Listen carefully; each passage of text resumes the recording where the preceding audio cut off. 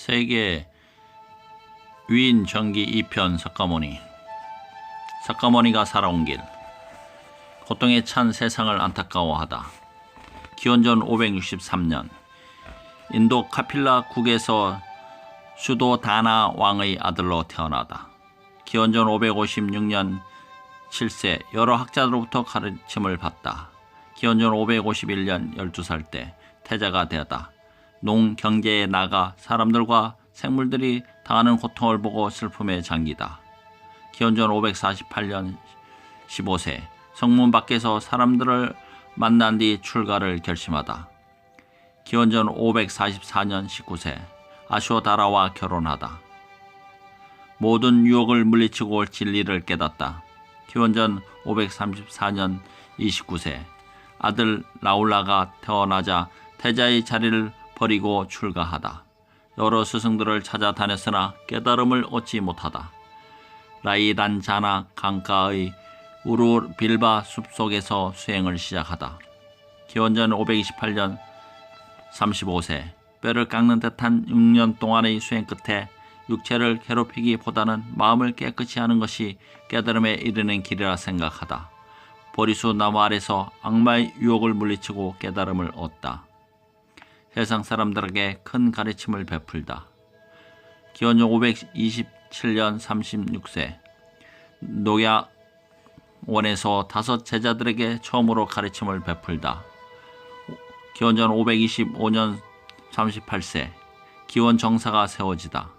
그 뒤 수십 년 동안 여러 나라를 돌아다니며 많은 사람들에게 가르침을 베풀다.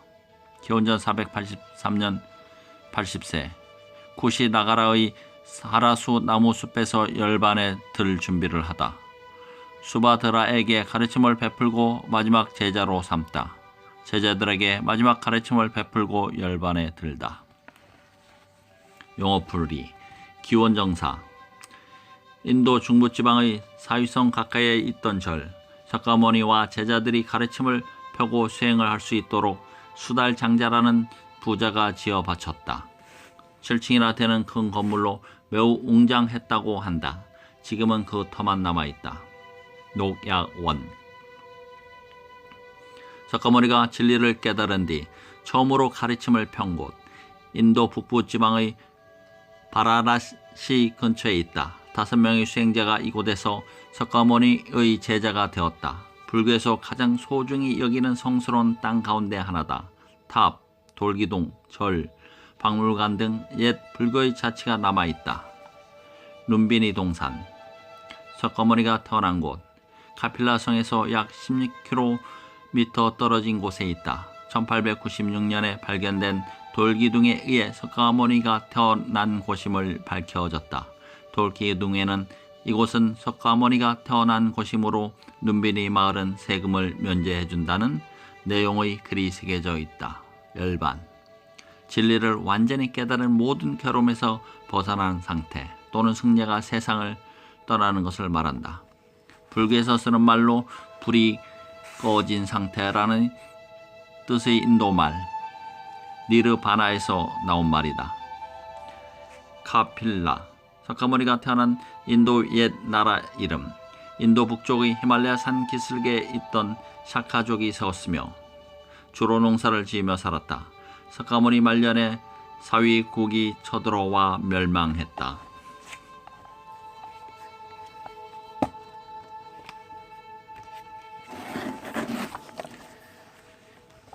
1. 눈비니 동산에서 태어난 아기. 지금으로부터 2500년 전 인도 북쪽의 히말라야 산맥 기슭에 카필라라는 작은 나라가 있었습니다. 카필라는 사카족이 세운 나라로 그 무렵에는 수도다나 왕이 다스리고 있었습니다. 수도다나 왕은 백성들을 자식처럼 사랑하며 나라를 지혜롭게 잘 다스렸습니다. 백성들도 오진 임금을 하늘같이 섬기며 평화롭게 살았습니다. 그런데 이 나라에는 큰 걱정거리가 하나 있었습니다. 수도다나 왕의 나이가 40살이 넘도록 뒤를 이을 왕자가 없었던 것입니다. 왕자가 언제쯤에나 태어날고 어서 훌륭한 왕자가 태어나 이 나라를 크게 일으켜 세워야 할 텐데 수도다나 왕의 한숨 소리는 끊일 날이 없었습니다. 그러던 어느 날 밤 왕비인 마야 부인은 아주 신기한 꿈을 꾸었습니다. 마야 부인은 온갖 아름다운 꽃들이 가득 피어 있는 뜰을 거니고 있었습니다. 그때 못빛이 눈처럼 희고 상아가 6개나 달린 커다란 코끼리 한 마리가 마야 부인 앞으로 걸어왔습니다. 코끼리는 마야 부인의 둘레를 몇 바퀴 돌더니 갑자기 하얀 연기로 변해 부인의 오른쪽 옆구리로 스르르 들어왔습니다. 에구머니나. 마야 부인은 소스라치게 놀라 소리를 질렀습니다. 잠결에 부인의 잠꼬대 소리를 들은 수도다나 왕은 벌떡 일어나 마야 부인을 흔들어 깨웠습니다. 아니, 부인 왜 그러시오? 마야 부인은 아직 잠이 덜 깬 눈으로 수도다나 왕에게 방금 꾼 꿈 이야기를 들려주었습니다. 그러자 수도다나 왕이 환한 얼굴로 말했습니다. 내 생각에는 아무래도 태몽인 것 같소. 태자가 태어난다면 그보다 더 기쁜 일이 어디 있겠소. 수도다나 왕의 말대로 마야 부인은 얼마 안 있어 아기를 가졌습니다. 마야 부인은 늘 마음을 편안히 하며 착하고 영특한 아기가 태어나기만을 손모아 빌었습니다. 이윽고 아기를 낳을 달이 가까워졌습니다. 아기를 친정에 가서 낳아야 하는 그때의 풍습에 따라 마야 부인은 많은 시녀를 거느리고 친정인 이웃나라 콜리 성으로 떠났습니다. 구름 한 점 없이 맑은 봄날이었습니다. 마야 부인의 행렬이 눈비니 동산에 이르렀을 때였습니다. 참으로 아름다운 곳이구나. 얘들아, 여기서 잠시 쉬어 가도록 하자꾸나. 마야 부인은 가마에서 내려 무수 나무 아래 앉았습니다.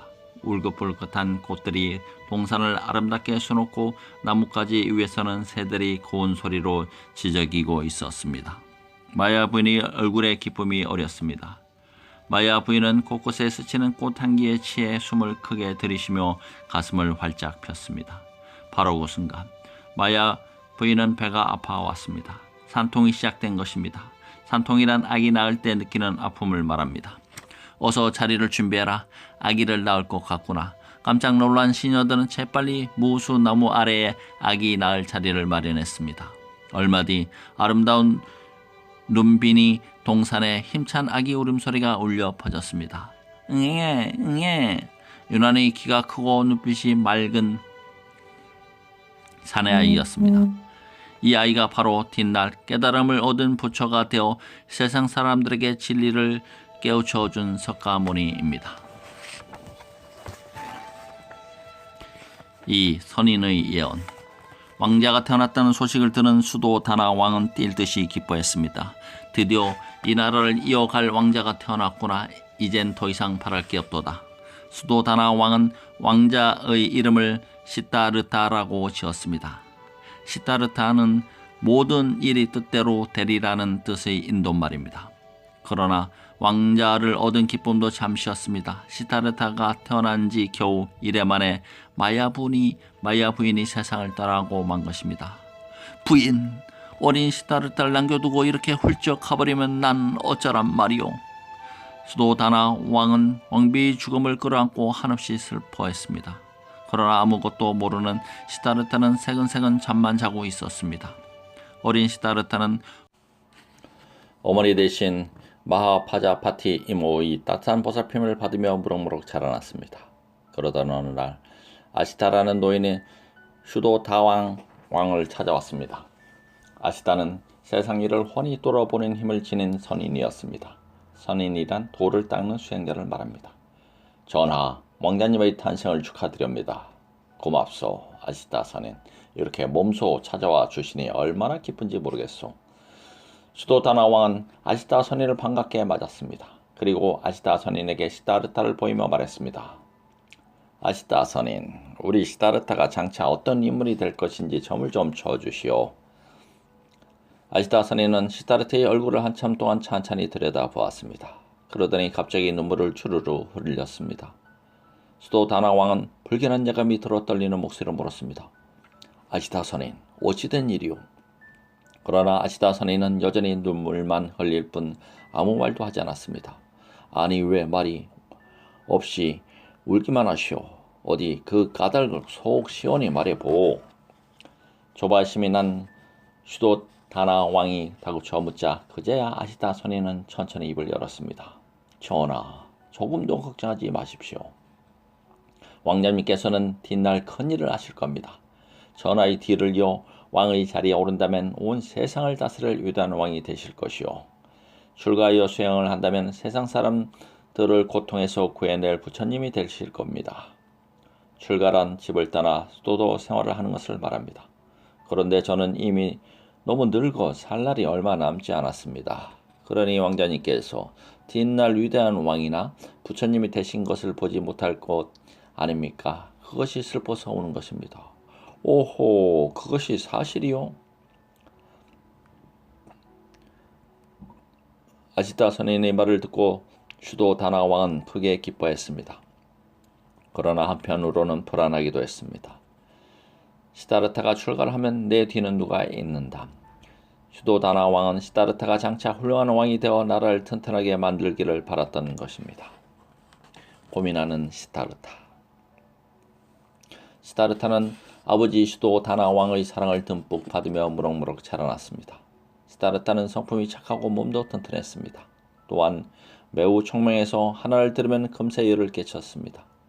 슈도 다나 왕은 하루가 다르게 커가는 시다르타를 볼 때마다 흐뭇한 마음을 감출 수가 없었습니다. 과연 내 아들이로다. 시다르타가 7살이 되자 슈도 다나 왕은 이름난 학자들을 불러 시다르타에게 왕이 갖춰야 할 여러 가지 학문을 가르치게 했습니다. 시다르타는 놀랄 만큼 빠른 속도로 스승들의 가르침을 배워 나갔습니다. 그래야 5년 뒤인 12살 무렵에는 더 이상 가르칠 것이 없을 정도가 되었습니다. 전하, 왕자님께서는 이미 세상의 모든 학문을 깨치셨습니다. 저토록 성품이 어질고 슬기로우시니 틀림없이 훌륭한 왕이 되실 것입니다. 모두 시다르타를 힘껏 이끌어준 그대들 덕이요. 슈도 다나 왕은 곧 시다르타를 태자로 정했습니다. 태자란 왕 다음번 왕이 될 왕자를 말합니다. 시다르타가 태자가 된 지 얼마 안 되어 농경제가 열렸습니다. 농경제란 그의 농사가 잘 되기를 비는 나라의 행사를 말합니다. 왕이 논밭에 나가 손수 첫 쟁기질을 하고 씨 뿌리면 그 뒤를 따라서 농부들이 일을 하는 것입니다. 시다르타도 아버지 슈도 다나 왕을 따라 성 밖으로 나갔습니다. 산에는 온갖 꽃들이 아름답게 피어있고 들판에는 파릇파릇 새싹이 돋아 있었습니다. 나물 그늘에 자리를 잡은 시다르타는 꽃 향기를 맡으며 즐거워했습니다. 시다르타는 꽃 향기에 취해 멀리 들판으로 눈길을 돌렸습니다. 그때 시다르타의 눈에 논밭에서 일하고 있는 농부들의 모습이 들어왔습니다. 농부들은 맨살을 털어낸 채 땀을 뻘뻘 흘리며 일을 하고 있었습니다. 아, 농부들은 저렇게 힘들게 일하고 있구나. 시다르타는 흙먼지와 땀으로 범벅이 된 농부들을 바라보며 눈물을 글썽였습니다. 아무 일도 하지 않으면서 좋은 옷을 입고 맛난 음식을 먹으며 살고 있는 자신이 부끄러웠던 것입니다. 시다르타는 자기도 모르게 밭둑으로 발걸음을 옮겼습니다. 그런데 밭둑 위로 올라서려던 시다르타는 깜짝 놀라 그 자리에 멈추어 섰습니다. 쟁기로 갈아엎은 흙 속에서 굼벵이며 지렁이 같은 작은 벌레들이 쟁기에 찍혀 몸이 끊어진 채 몸부림치고 있었습니다. 아무리 야짝한 벌레들이지만 저렇듯 끔찍한 고통을 당해야 하다니.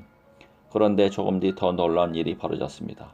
새 한 마리가 날아오더니 날카로운 부리로 벌레를 쪼아 물고 쏜살같이 날아가 버리는 것이었습니다. 이럴 수가.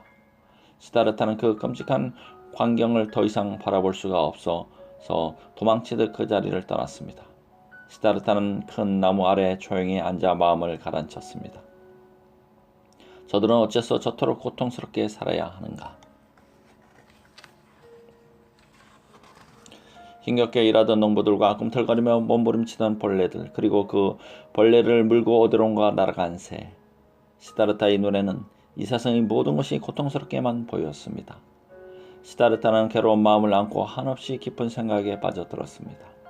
한편 농경지를 마치고 왕궁으로 돌아가려던 슈도 다나 왕은 그제서야 시다르타가 없어진 것을 알았습니다. 아니, 태자가 안 보이질 않느냐. 슈도 다나 왕과 신하들은 이리저리 시다르타를 찾아 헤맸습니다. 한참을 찾아 다닌 끝에 수도다나 왕은 큰 나무 아래 쪼그리고 앉아 깊은 생각에 잠겨있는 시타르타를 발견했습니다. 오, 시타르타야, 여기서 무엇을 하고 있느냐? 그러자 시타르타는 고개를 들고 슬픈 눈빛으로 수도다나 왕을 올려다 보았습니다. 시타르타야, 이제 날도 저물었으니 그만 왕국으로 돌아가자. 수도다나 왕이 손목을 잡아 일으키자 시타르타는 우울한 표정으로 천천히 일어섰습니다. 수도다나 왕은 우울해하는 시타르타를 걱정스레 바라보았습니다. 그동안 잊고 있었던 아시타 선인의 말이 떠올랐던 것입니다. 출가하여 부처님이 될지도 모릅니다. 수도다나 왕은 마음이 몹시 무거웠습니다. 어떻게든 시타르타가 출가할 마음을 먹지 못하도록 해야 할 텐데 수도다나 왕은 왕국으로 돌아오면서 내내 그 생각만 했습니다. 성문 밖에서 만난 사람들. 농경제에 다녀온 뒤 시타르타는 참춤 말이 없는 소년으로 변해갔습니다. 우두커니 앉아 깊은 생각에 잠겨있는 시타르타를 볼 때마다 수도다나 왕은 몹시 걱정스러웠습니다. 큰일이구나. 저대로 두면 정말 출가해 버릴지도 모르겠어. 수도다나 왕은 시타르타가 다른 생각을 못하게 하려고 가진 애를 다 썼습니다. 호화로운 궁전을 지어주기도 하고 날마다 아름다운 시녀들을 불러다가 잔치를 열어주기도 했습니다. 그렇게 몇 년이 흘러 시타르타가 15살쯤 되던 해 어느 날이었습니다. 시타르타는 문득 바깥 세상을 돌아보고 싶었습니다. 시타르타는 곧 시종 찬당카와 함께 성문 밖으로 나갔습니다. 수레가 동쪽 성문을 벗어나자 시타르타는 숨을 크게 들이쉬었습니다. 답답한 성 안에만 갇혀 있다가 바깥 바람을 쐬니 숨통이 트이는 것 같구나. 시타르타는 활짝 웃으며 사방을 둘러보았습니다. 그때 멀리서 한 노인이 지팡이에 몸을 의지한 채 비틀거리며 걸어오는 모습이 눈에 띄었습니다. 걷는 곳자 힘에 겨운지 가쁜 숨을 헉헉 내쉬는 그 노인의 모습은 몹시 비참했습니다. 눈에는 눈곱이 덕시덕시 끼어있고 얼굴에는 주름살이 깊게 배어 있었습니다. 시타르타는 그 노인의 모습을 보자 소름이 쭈삣 돋았습니다. 그토록 비참한 몰골을 한 사람은 한 번도 본 적이 없었던 것입니다. 어찌 사람의 모습이 저리도 비참할 수 있느냐? 시타르타가 놀란 얼굴로 묻자 찬당카는 조심스레 대답을 했습니다. 사람은 누구나 늙으면 저 노인처럼 됩니다. 나이가 들수록 기운이 빠져 조금만 걸어도 숨이 차고 눈이 어두워져 앞도 잘 볼 수 없게 됩니다. 또 이가 빠져서 음식도 제대로 못 먹게 되지요. 그 말을 듣고 시타르타의 마음은 돌로 내리 누르는 듯 무거워졌습니다. 왜 사람들은 저런 고통을 받아야 하는 걸까? 시타르타는 힘없이 왕국으로 돌아왔습니다. 며칠 뒤 시타르타는 남쪽 성문 밖으로 나갔습니다. 그런데 이번에는 누더기를 뒤집어 쓴 채 끙끙 앓고 있는 병자를 보았습니다. 삐쩍 말라 뼈만 앙상하게 남은 그 병자는 이를 악문 채 고통으로 몸부림치고 있었습니다. 저 사람은 왜 저러고 있느냐? 시타르타는 수레를 세우고 찬당카에게 물었습니다. 저 사람은 몹쓸 병에 걸려 앓고 있는 중입니다. 시타르타의 마음은 또다시 슬픔으로 가득 찼습니다. 사람은 왜 병에 걸려 고통을 받아야만 하는 걸까? 정령이 고통에서 벗어나는 길은 없을까? 시타르타는 왕궁에 돌아와서도 고통받는 병자의 모습이 머릿속에서 떠나지 않았습니다. 또 며칠이 지난 뒤 시타르타는 이번에는 서쪽 성문 밖으로 나가 보았습니다. 시타르타가 어느 마을을 지날 때였습니다. 한 무리 사람들이 관을 앞세우고 슬피 울며 지나갔습니다.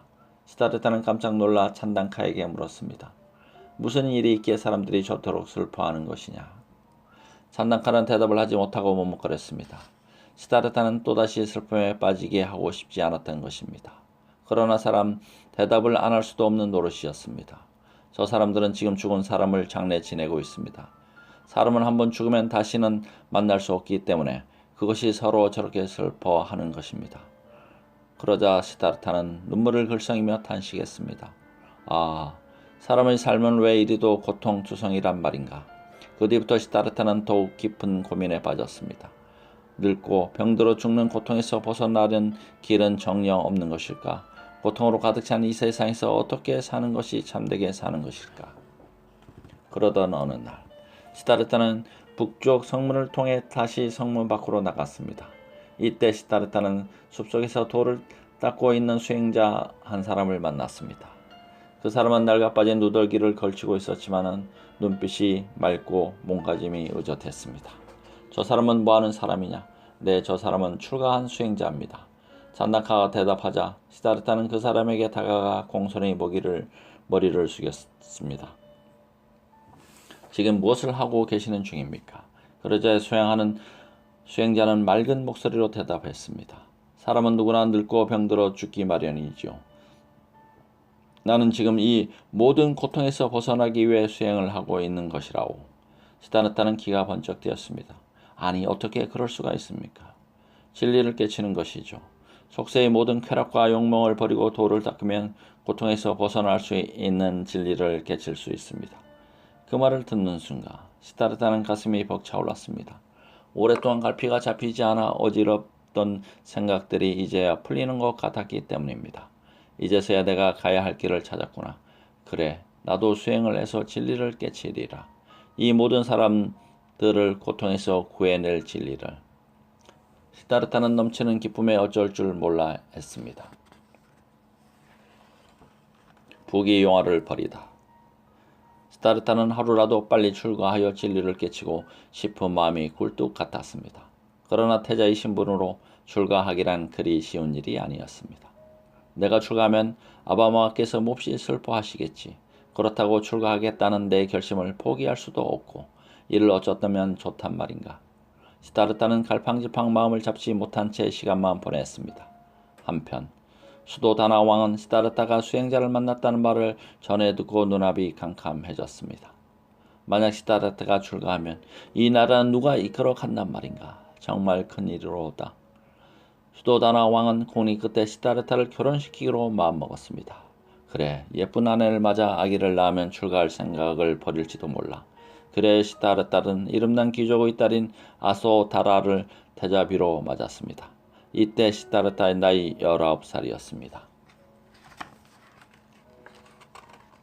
아소다라는 나라 안에서 가장 아름답고 슬기롭기로 소문난 아가씨였습니다. 시다르타의 아내가 된 아소다라는 남편의 그늘진 마음을 풀어주기 위해 온갖 정성을 다 쏟았습니다. 늘 맛있는 음식을 마련해 주었고 하루 종일 아름다운 시녀들의 춤과 노래가 끊이지 않게 했습니다. 그러나 아소다라가 아무리 노력을 해도 시다르타의 얼굴은 좀 채 밝아지지 않았습니다. 태자마마, 어디가 편찮으신가요? 얼굴빛이 몹시 창백하십니다. 아소다라가 걱정스레 물으면은 시다르타는 이렇게 대답했습니다. 내 병은 아무도 고칠 수 없소. 고통에서 벗어날 진리를 깨달아야 나을 병이요. 결국 아소다라는 자기 힘으로는 도저히 시다르타의 마음을 붙잡을 수 없다는 것을 깨달았습니다. 아소다라의 눈에서는 눈물이 마를 새가 없었습니다. 세월이 흘러 어느덧 시다르타는 29살이 되었습니다. 시간이 갈수록 시다르타는 마음이 급해졌습니다. 이러다간 결국 출가를 못하고 말겠구나. 그러던 어느 날 시다르타는 수도 다나 왕을 찾아가 자신의 결심을 털어놓았습니다. 아바마마, 저는 이제 출가하여 진리를 깨닫고 싶습니다. 부디 제가 떠나는 것을 허락해 주십시오. 그 말을 듣고 수도 다나 왕은 너무 놀라 한동안 몸을 제대로 가누지 못했습니다. 아시다 선인의 예언을 들은 대로 늘 걱정해왔던 일이 드디어 눈앞에 닥친 것입니다. 시다르타 양, 어떤 소원이든 다 들어줄 테니 제발 출가할 생각일랑 말하다오. 수도 다나 왕은 어떻게든 아들의 마음을 돌려보고 싶어 매달리듯 안타깝게 말했습니다. 그러나 시다르타의 결심은 이미 굳어 있었습니다. 제 소원은 늙고 병들어 죽는 고통에서 벗어날 진리를 깨닫는 것입니다. 그러니 부디 저를 말리지 말아 주십시오. 내가 떠나면 누가 내 뒤를 잇는단 말이냐. 제발 생각을 바꾸거라. 시다르타는 눈물을 글썽이며 애타게 붙잡는 늙은 아버지의 뜻을 더 이상 거스릴 수 없었습니다.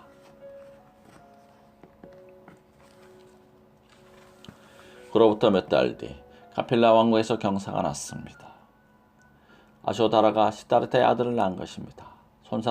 손자를 얻은 수도 다나 왕은 온 천하를 손에 넣은 것처럼 기뻐했습니다. 경사로다. 이제 아들을 낳았으니 시다르타도 출가할 생각을 버리겠지. 그러나 정작 기뻐해야 할 시다르타는 우울한 얼굴로 이렇게 탄식했습니다. 오호, 나홀라, 저 아기가 내 앞길을 가로막는구나. 그래야 나홀라란 말이 아기 이름이 되었습니다. 나홀라는 장애물이라는 뜻의 인도 말입니다. 그런데 시다르타는 다시 생각을 해보니 오히려 잘된 일인지도 모른다는 생각이 들었습니다.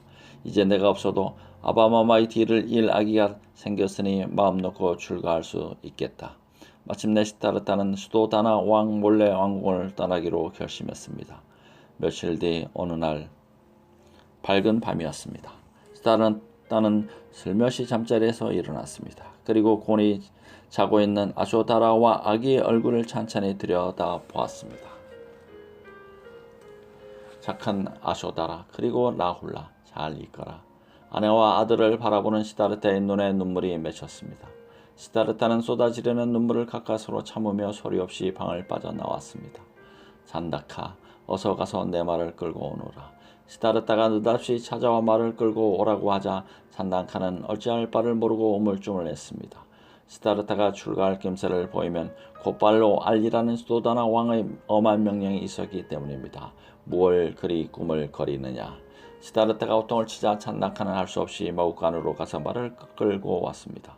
나를 따라오너라. 시다르타는 말을 마치자마자 훌쩍 말 위에 올라 달리기 시작했습니다. 잔다카도 말을 타고 시다르타의 뒤를 따랐습니다. 두 마리의 말은 나는 듯이 성문을 빠져나갔습니다. 이랴 시다르타는 연방책책질을 해댔습니다. 마침내 시다르타는 온갖 부귀영화를 버리고 고통스러운 진리의 길을 찾아 나선 것입니다. 고통스러운 깨달음의 길, 몬동이 틀 무렵 시다르타는 아노마 강가에 이르렀습니다. 수영하기에 알맞은 곳이구나. 이렇게 생각한 시다르타는 말에서 내렸습니다. 그러고는 몸에 걸치고 있던 값진 보석들을 모두 풀어 잔다카에게 주었습니다. 이제 왕궁으로 돌아가서 이것들을 아바마마께 전해드려라. 그리고 나는 진리를 찾아 떠났다고 말씀드리거라. 태자마마. 잔다카는 목이 메어 더 이상 말을 잇지 못했습니다. 잔다카가 돌아간 뒤 시다르타는 허리에서 칼을 뽑아 머리카락을 싹둑싹둑 잘라버렸습니다. 그리고 지나가는 사냥꾼과 서로 옷을 바꾸어 입었습니다. 사냥꾼이 낡은 두더기를 걸친 시다르타의 모습은 여느 초라한 수행자의 모습과 다를 바가 없었습니다. 시다르타는 사람이 잘 다니지 않는 숲속에서 자리를 잡고 앉아 수행을 시작했습니다. 사람은 왜 고통 속에 살아야 할까? 고통에서 벗어난 진리는 어떤 것일까? 어느덧 날이 저물고 깜깜한 밤이 되었습니다. 숲속에 사납게 울부짖는 짐승들의 소리가 들려왔습니다. 그러나 시다르타는 꼼짝하지 않고 그 자리에 앉아 있었습니다. 이윽고 어둠이 걷히고 눈부신 아침 햇살이 숲속을 비추고 있었습니다. 하지만 시다르타는 아무 깨달음도 얻지 못했습니다. 시다르타는 다음 날도 그 자리에 못 박힌 듯한 듯이 앉아 수행을 계속했습니다. 그러나 깨달음은커녕 창자를 쥐어 뜯는 듯한 배고픔과 추위가 몰려왔습니다. 시다르타의 눈앞에 왕궁의 따뜻한 이부자리와 김이 모락모락 나는 맛있는 음식들이 어른거렸습니다. 시다르타는 다시 왕궁으로 돌아가고 싶은 유혹을 꾹 눌러 참으며 수행을 계속했습니다. 참아야 한다. 이까지 유혹을 물리치지 못한 곳에 어떻게 깨달음을 얻을 수 있으랴. 그러나 수행을 시작한 지 1회가 지나도록 시다르타는 아무런 깨달음을 얻지 못했습니다.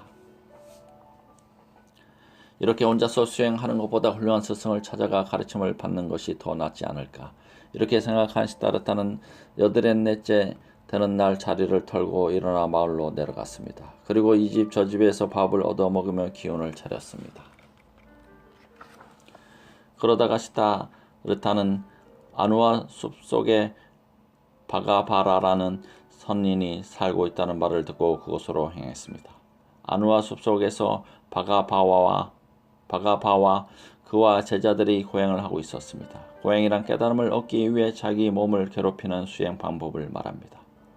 날카로운 못이 잔뜩 박힌 판자 위에 누워있는 사람도 있었고 뜨거운 불가에 꼼짝 않고 앉아있거나 한쪽 다리를 든 채로 며칠씩 서 있는 사람도 있었습니다. 그 모습을 본 시다르타는 너무 어이가 없었습니다. 도대체 왜 이렇게 어렵고 힘든 일을 해야 합니까? 죽어서 극락에 가기 위해서라네. 바가바 선인의 말을 듣고 시다르타는 크게 실망했습니다. 그렇다면 무엇인가 대가를 얻기 위해 고행을 하는 것이로군요. 대가를 바라며 하는 수행은 진정한 수행이 아닙니다. 시다르타는 이렇게 말하고는 서둘러 그 자리를 떠났습니다.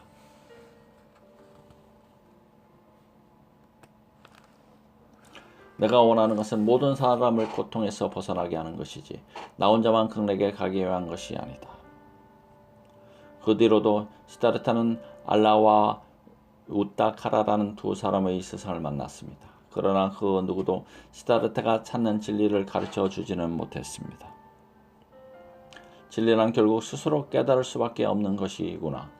결국 시다르타는 유타카의 제자였던 5사람의 수행자들과 함께 스승 곁을 떠났습니다. 시다르타의 일행은 나이란자나 강가에 있는 우루빌바 숲에 자리를 잡고 수행을 시작했습니다. 시다르타는 하루 종일 고작 몇 톨의 나달과 물 몇 모금만을 마시며 수행을 했습니다. 그나마 얼마 뒤부터는 며칠에 한 번씩만 먹었습니다. 그렇게 몇 달이 지나자 시다르타의 모습은 해골처럼 변했습니다. 두 눈은 움푹 꺼지고 뺨은 가죽만 남아 보기에도 섬뜩할 정도였습니다. 그러나 시다르타의 수행을 멈추지 않았습니다. 그렇게 6년이란 세월이 흘렀습니다. 그동안 뼈를 깎는 듯한 수행을 계속했지만 시다르타는 바라는 깨달음의 길은 도무지 열리지 않았습니다. 시다르타는 지금까지 해온 수행 방법을 되돌아보았습니다. 그동안 나는 깨달음을 얻기 위해 지나치게 몸을 괴롭히며 수행을 해왔다. 지나치게 쾌락을 쫓는 것도 잘못이지만 지나치게 몸을 괴롭히는 것 또한 잘못이요. 오히려 건강한 몸으로 수행하는 것이 깨달음을 얻는 데 훨씬 도움이 될 것이다. 이렇게 생각한 시다르타는 자리에서 일어났습니다. 그러나 오랜 고행으로 몸이 쇠약해질 대로 쇠약해져 제대로 걸을 수가 없었습니다. 시다르타는 기다시피 라이란자나 강가로 내려가 때에 찌든 몸을 깨끗이 씻었습니다. 그때 마침 강둑에서 우유를 짜던 소녀가 시다르타를 보고는 우유 한 그릇을 들고 왔습니다. 수행자님, 우유 좀 드릴까요? 네, 고맙습니다. 잘 마시겠습니다. 시다르타는 우유를 받아 맛있게 마셨습니다. 그러자 멀리서 이 모습을 지켜보던 5 수행자들이 시다르타를 비웃었습니다. 몇 년씩이나 수행을 하고도 깨달음을 얻지 못하더니 이젠 여자에게 우유까지 받아먹는군. 시다르타와 함께 있다가는 우리도 타락하겠네. 어서 여기를 떠나세. 5 수행자들은 모두 시다르타 곁을 떠나버렸습니다. 그러나 시다르타는 아랑곳하지 않았습니다. 건강을 되찾은 시다르타는 다시 숲속으로 들어갔습니다. 그리고 커다란 보리수 나무 아래에 단정히 앉아 수행을 시작했습니다.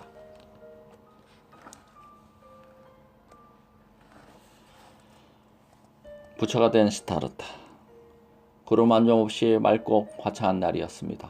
앞에는 라이단자나 강이 잔잔하게 흐르고 숲속에서는 산들바람이 시원하게 불어왔습니다. 시다르타의 마음은 아주 편했습니다.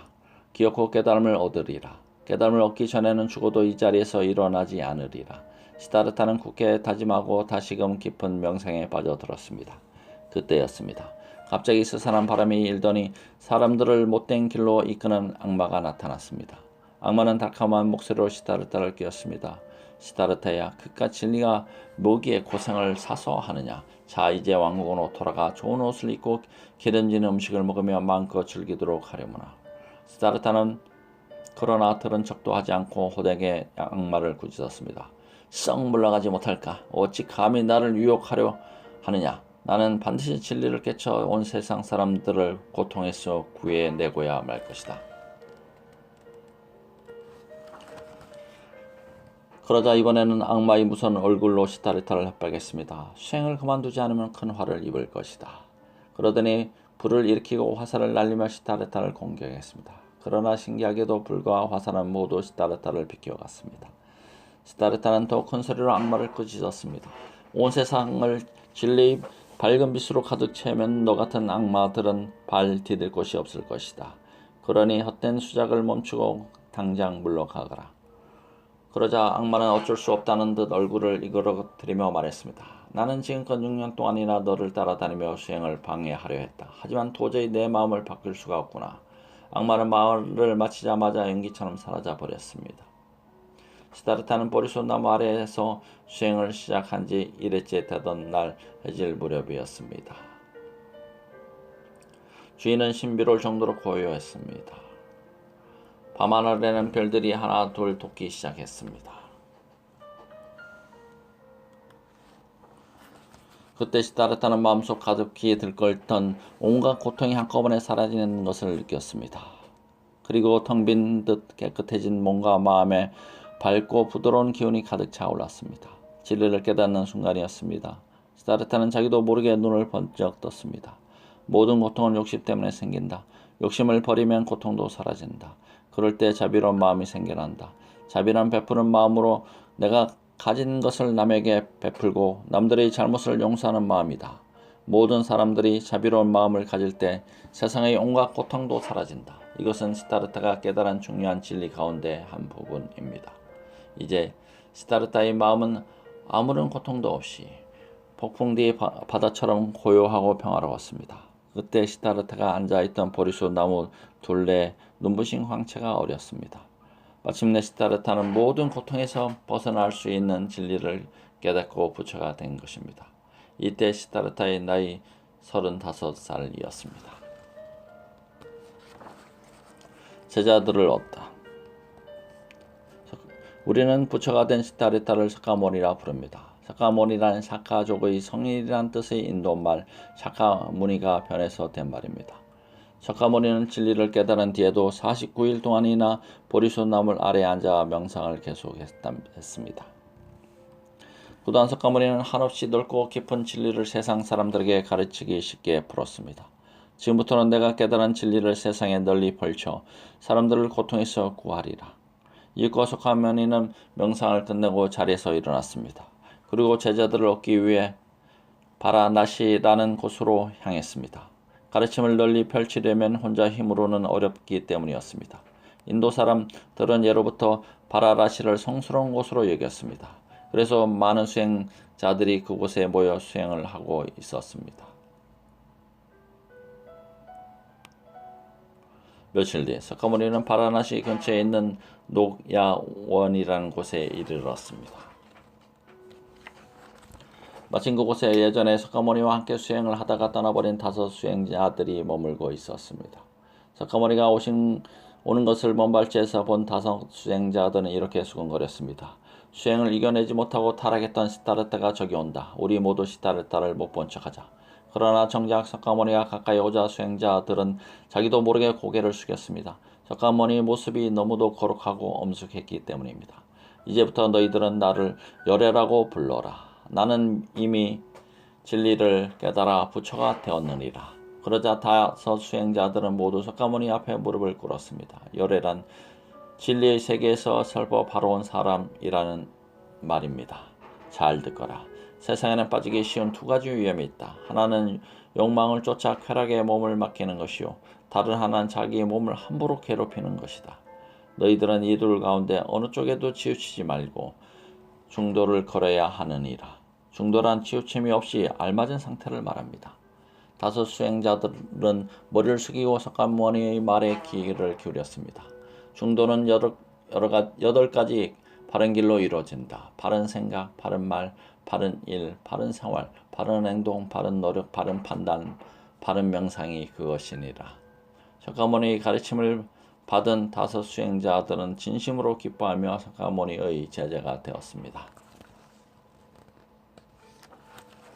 차별 없는 가르침. 사카모니는 제자들을 거느리고 여러 나라를 돌아다니며 가르침을 폈습니다. 사카모니는 신분이 높고 낮음을 가리지 않고 모든 사람에게 차별 없이 가르침을 베풀었습니다. 왕을 만나면 사카모니는 이렇게 말했습니다. 백성들을 자식처럼 사랑하시오. 왕의 자리에 있다고 해서 백성들을 괴롭히는 것은 바른 행동이 아닙니다. 부자를 만나면 이런 가르침을 폈습니다. 당신이 가진 재물을 가난한 사람들에게 나누어 주시오. 재물은 좋은 일에 쓸 때에만 값진 것입니다. 신분이 천한 사람에게는 이렇게 가르쳤습니다. 천한 일을 한다고 부끄러워하지 마시오. 사람은 본래 누구나 평등하니 아무리 천한 사람이라도 마음을 깨끗이 하고 덕을 베푼다면 부처가 될 것이오. 이처럼 사카모니는 만나는 사람의 지위나 신분에 알맞게 가르침을 폈습니다. 석가모니를 따르는 사람은 날이 갈수록 점점 늘어났습니다. 가는 곳마다 석가모니의 가르침을 들으려는 사람들이 구름같이 모여들었습니다. 부처님, 저희를 위해 가르침을 베풀어 주십시오. 저희를 고통에서 벗어나게 해주십시오. 그럴 때마다 석가모니는 인자한 얼굴로 가르침을 폈습니다. 세상의 모든 고통은 욕심에서 비롯되는 것이니 욕심을 버리고 자비로운 마음을 가지십시오. 자비로운 마음을 가지면 세상의 모든 고통이 사라집니다. 석가모니의 가르침을 들으며 사람들은 마음이 편안해졌습니다. 온갖 괴로움이 눈 녹듯 사라지는 것 같았습니다. 어떤 사람은 그 자리에서 머리를 깎고 석가모니를 좋아 출가하기도 했습니다. 출가하지 못한 사람들도 석가모니의 가르침대로 살아가려고 노력했습니다. 왕과 부자들은 석가모니를 위해 곳곳에 절을 지어 주었습니다. 그러던 어느 날 석가모니가 사유상이라는 곳에 머물렀습니다. 사유상에는 나이다라는 아주 가난한 소년이 살고 있었습니다. 나이다는 나무의 집 변소를 쳐주며 근근히 끼니를 이어가고 있었습니다. 석가모니는 나이다에 대한 이야기를 듣고 그 소년을 만나보기로 했습니다. 여느 날처럼 똥통을 쥐고 짊어지고 뒤뚱거리며 걸어가던 니다는 깜짝 놀라 걸음을 멈췄습니다. 말로만 듣던 석가모니가 진지하게 웃으며 자기를 바라보고 있었기 때문입니다. 아니, 부처님께서 어떻게... 니다는 너무 기쁜 나머지 몸둘 바를 몰랐습니다. 석가모니가 남의 집 변소 하나 쳐주며 살아가는 자신을 찾아와 주리라고는 꿈에도 생각하지 못했기 때문입니다. 니다야, 고생이 많구나. 아닙니다, 부처님. 저는 늘 즐거운 마음으로 일하고 있습니다. 그래, 아주 착한 아이로구나. 니다야, 나와 함께 가지 않겠느냐. 니다는 뜻밖의 말을 두고 깜짝 놀랐습니다. 그 바람에 그만 똥통을 떨어뜨리고 말았습니다. 똥물이 석가모니 몸에까지 튀었습니다. 부처님, 정말 죄송합니다. 제가 그만 실수를 용서해 주십시오. 니다는 눈물을 글썽이며 어찌할 줄 몰라 했습니다. 괜찮다. 강물에 씻으면 그만인 것을. 자, 나와 함께 강으로 가서 몸을 씻도록 하자꾸나. 석가모니는 강으로 가서 니다를 깨끗이 씻어 주었습니다. 그리고 제자들을 수행하고 있는 기원 정사라는 절로 니다를 데리고 갔습니다. 석가모니는 제자들에게 말했습니다. 이 소녀는 남의 집 변소치는 일을 하던 아이다. 그동안 사람들은 몸에서 고약한 냄새가 난다고 하여 이 소녀를 멀리 해왔다. 그러나 이 소녀의 마음은 누구보다도 깨끗하다. 앞으로 너희들은 이 소년을 형제처럼 사랑하며 이끌어 주거라. 그것이 바로 참된 진리의 모습이니라. 그리하여 니다는 석가모니의 제자가 되었습니다. 그리고 열심히 수행하여 마침내 훌륭한 수제자가 되었던 것입니다.